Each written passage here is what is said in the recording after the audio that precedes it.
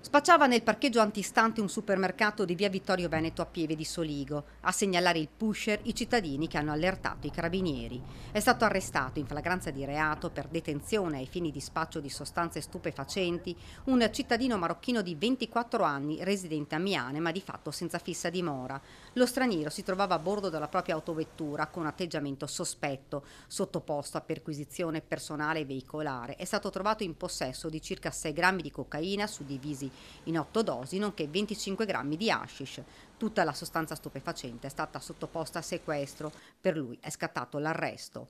Ancora droga, ma questa volta a Oderzo. Una Lancia Y di colore bianco era ferma ai margini della strada. Due persone si sono avvicinate ed hanno iniziato a parlare con l'automobilista ed il passeggero. Quest'ultimo, alla vista dei carabinieri, ha gettato dal finestrino un sacchetto prontamente recuperato dai militari. All'interno 2 panetti di hashish per un peso complessivo di circa 156 grammi. Il giovane, che aveva tentato di disfarsi dello stupefacente, è stato deferito in stato di libertà per detenzione ai fini di spaccio di sostanza stupefacente. Si tratta di un 23enne italiano di origine marocchina residente a Chionsi, in provincia di Pordenone. Il giovane è stato sottoposto a perquisizione, sequestrati un bilancino di precisione, materiale per il confezionamento di dosi e 2 coltellini con traccia di sostanza stupefacente.